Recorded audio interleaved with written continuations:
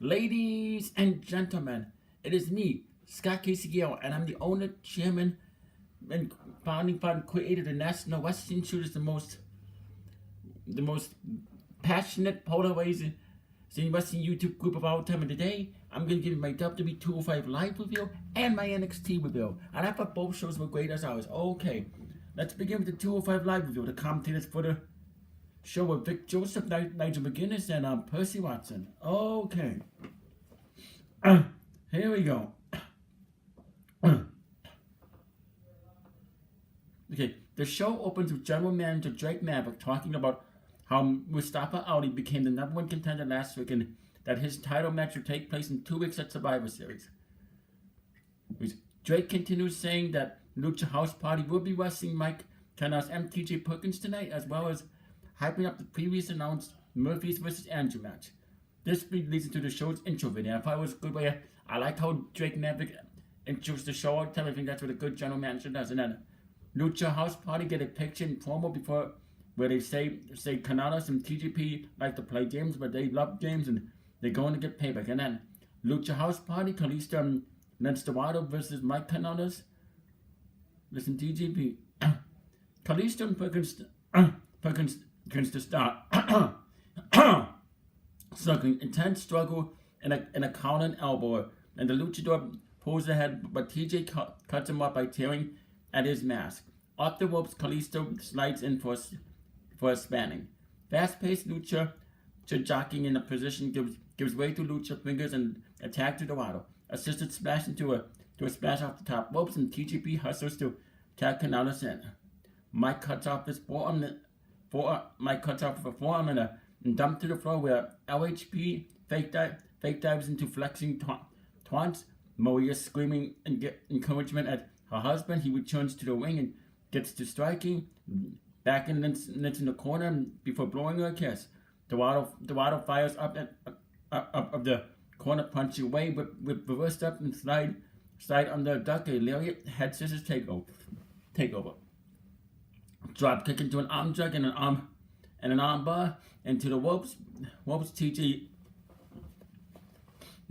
into the ropes for break, and TJ takes advantage of the distraction to get a cheap shot and tag made. Mounted punches into a slingshot, sent in. Then Adamico for a 1.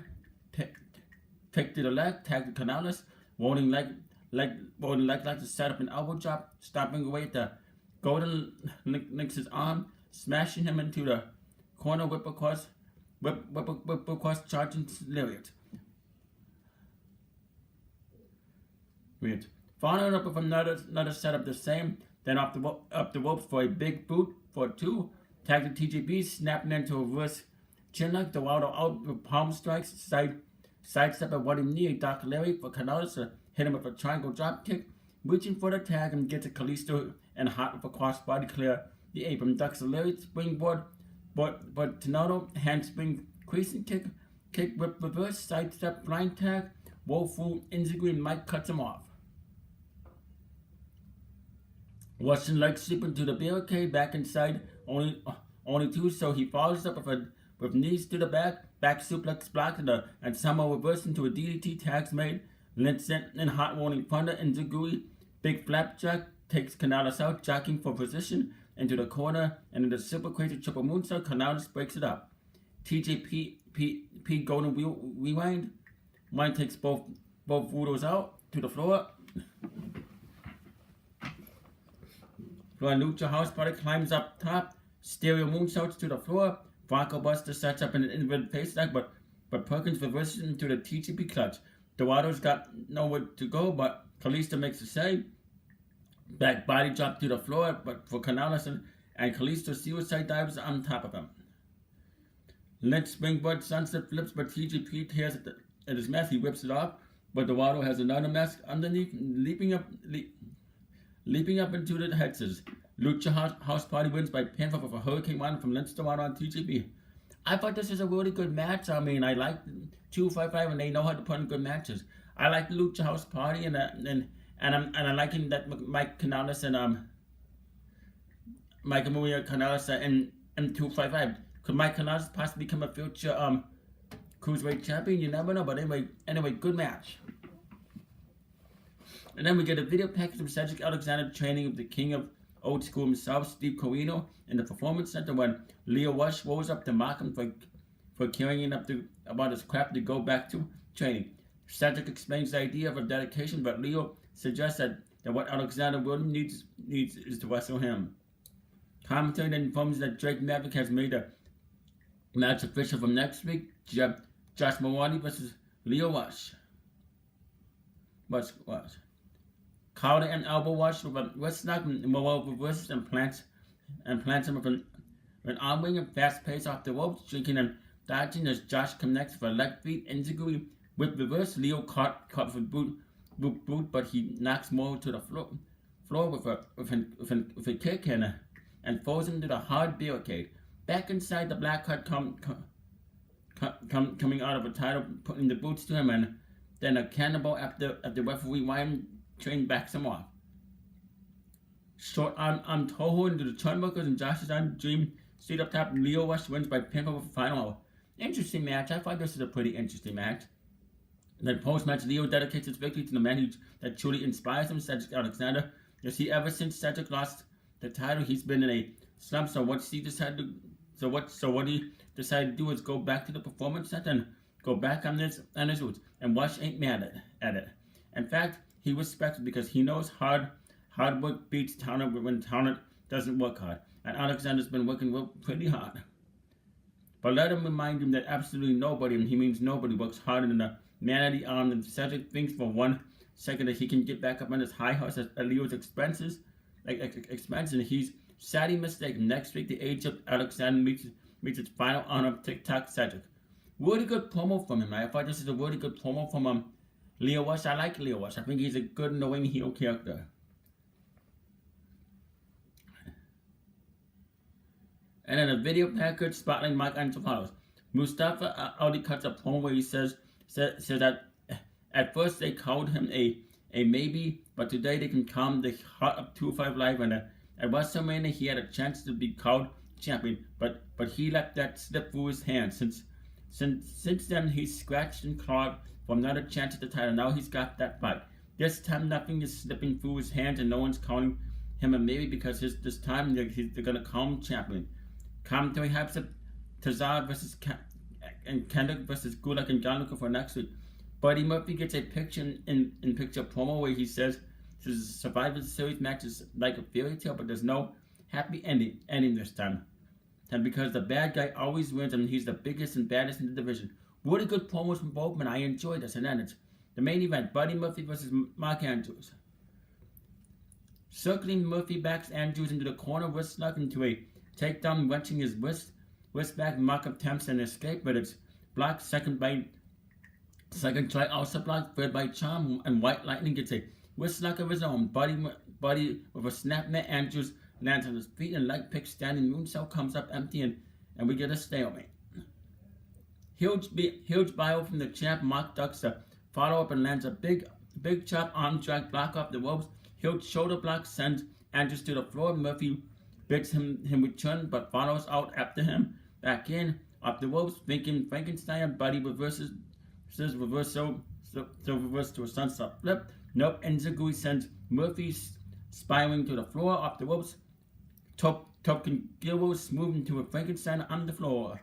Back inside, headed up on top, and Murphy recovers, blocks the DDT and lawn, dodges Andrews into the turnbuckle. The BO out of the corner. Buddy stalking this prey, pop-up shove into a forearm to the kidneys, wicked right to the jaw another huge bio, and Andrews is suffering.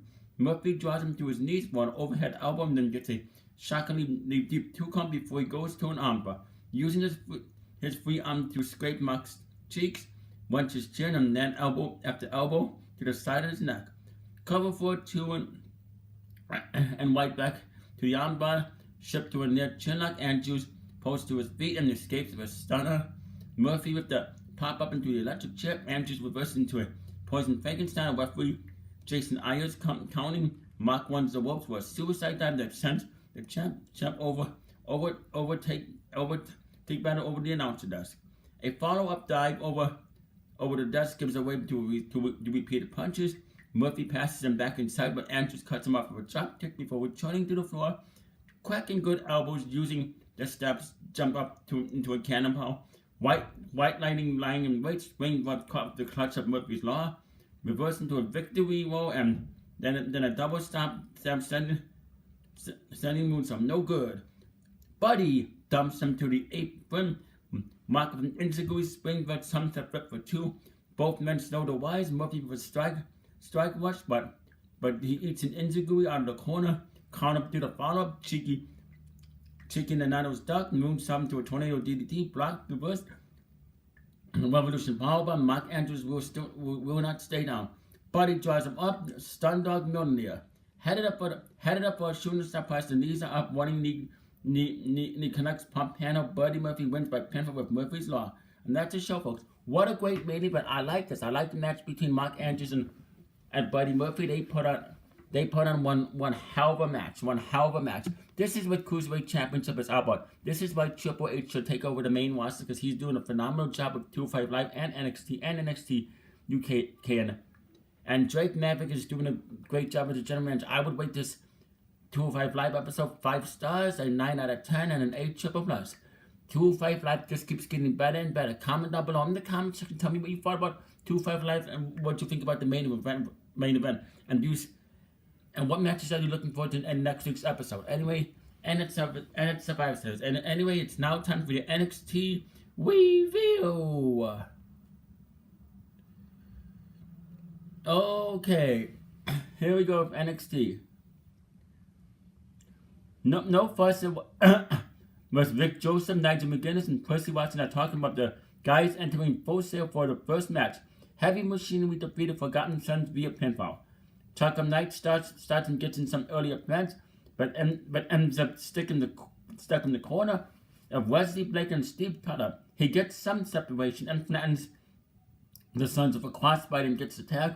Otis Dozovic comes in hot, finishing a sequence of the Caterpillar, but a roll out saves Blake. He and Cutler snap his arm over the top rope when he reaches for them, and they set to work on the damage with body part. Blake catches him in the triangle, and it looks like he might pass out, but Otis lifts him up with a slam. He's still not able to get to the corner, but Cutler hits him up with DDT, which sends him right into the tag. Knight cleans house and gets a near fall on the cannon, bounce something from the top. A blind tag sets Tucker up for an elbow drop back, make a combo, but Knight kicks out a follow-up superplex frog splash. Looks like it might end things, but Dozer breaks up the pin. Things break down and Dozer can break over the top rope.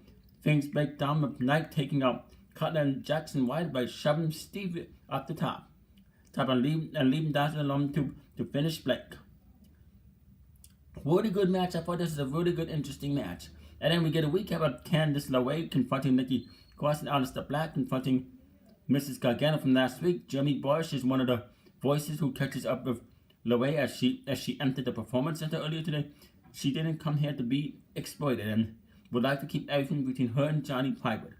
Candice has questions too, though questions were crossed. She plans to ask General Manager William Regal for a match against Nikki. I thought that was interesting. I'm looking for. I wonder where they're gonna go with this. Candice LeRae, is she gonna turn heel and join on the side of her husband? You never know. I'm looking forward to a match between her and Nikki Cross as well. And then hype of this week's main event, and Johnny Gargano's segment follows. Then Nita Strauss. The War Games theme gets a spot. Takeover's NXT title is hyped, and we're reminded more when Ronaldo will be back in Los Angeles. Kathy Cowley asks Shayna Baszler about Kairi Sane's rematch. The women's champ starts to answer by saying everyone needs to get it. Everyone needs to get it through their heads. Kairi is beneath her. Regal interrupts and tells her that Sane has cashed in a rematch clause, and he's decided to make it a best 2 out of 3 falls match at War Games. Ooh, I am really looking forward to that match. And I know that Shayna Baszler and Kairi Sane are going to put on one hell of a 2 out of 3 falls match. This is why NXT knows how to use a woman. This is why the main watcher should take lessons from NXT. And then it's Dakota Kai defeated Taynara Conti via pinfall following the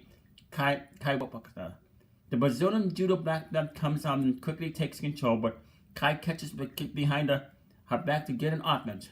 Conti responds to the captain of the team kick with a kick of her own, hitting Kai in the forearm when she tries to go up and cover. Lots of kicks in judo falls from Tayanera, but Dakota won't stay down even after a stiff sound to the head. Kai powers up for an arm hold, but can't get momentum until she dodges a charge that sees Conti go head first into the corner.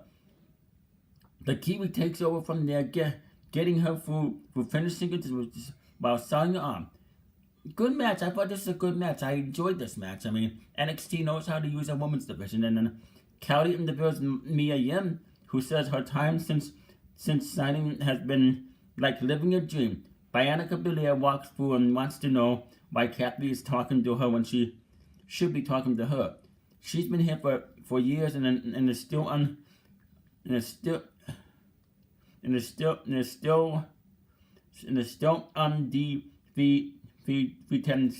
hasn't received the title shot. Mia doesn't know what her problem is, but she may be undefeated. But she hasn't beaten the HBIC, the head baddie in charge. Belair doesn't seem to be impressed as she walks up. This should be very interesting. I'm really looking forward to seeing Mia Yim and what she can do in NXT. Then Matt Widow's debut win is recapped, and we see the video of Cass's owner welcoming Mr. Wiggle's shiny new toys, Widow and Key up to NXT. Then great video package for War Games 4 and 4, recapping the history of Undisputed Era and the issues with their opponents, War Raiders, Ricochet, and Pete Dunne. A graphic for Johnny Gargano versus Aleister Black's 6 to his selfie promo. Johnny sent in the ring. He says he'll answer everything. He's walking around Full Sail's camera that shows us the path where Aleister Black was laid out, and at the end of the path was Tommaso Ciampa. So Black was only in his way. Collateral damage. He thought Aleister would understand that, walking around hitting everyone with the black mask. Aleister says no man is ever truly good or evil. He feels sorry for Black because he knows he's the good guy. Yeah, he's the hero of the story. He's just learned that around him. Sometimes you have to fight a little dirty. He understands Aleister probably wants to kick his face off right, or maybe he deserves it. But he's not afraid. Black lives in the dark and Johnny's getting used to it. In fact, he kind of likes it. He closes by showing him the spot on the pavement where he left Aleister laying and vows to do the same at TakeOver. Really good heel promo from Johnny Gargano. I like the heel side of Johnny Gargano.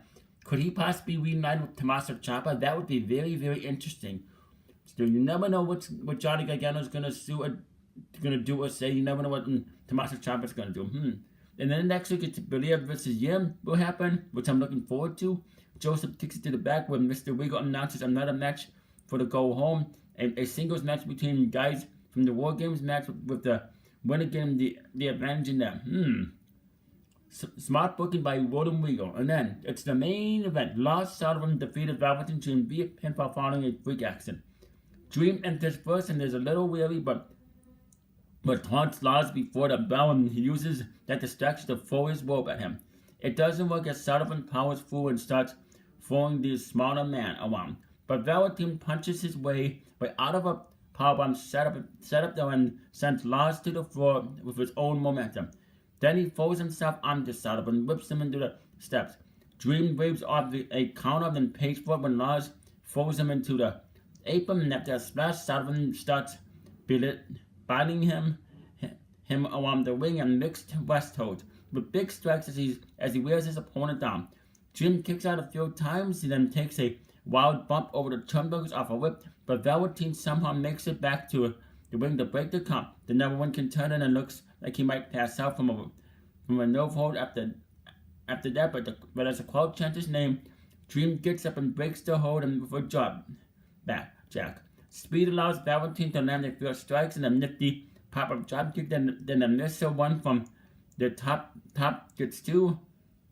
Dream tries to lift Lars on the shoulders, but that gets caught him to a power slam for Sullivan. Velveteen catches him with a super kick when he climbs up with a diving headbutt. He tries for a suplex, but Lars bites him off and dives.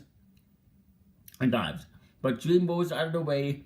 He evades a charge and grabs him for the Dream Valley Drive. He climbs with a purple Waymaker, Rainmaker, and then here comes Tommaso Ciampa. Before the champ can do anything, Dream dives on him, but as soon as he gets back in the ring, Lars grabbed him, and that's how she wrote.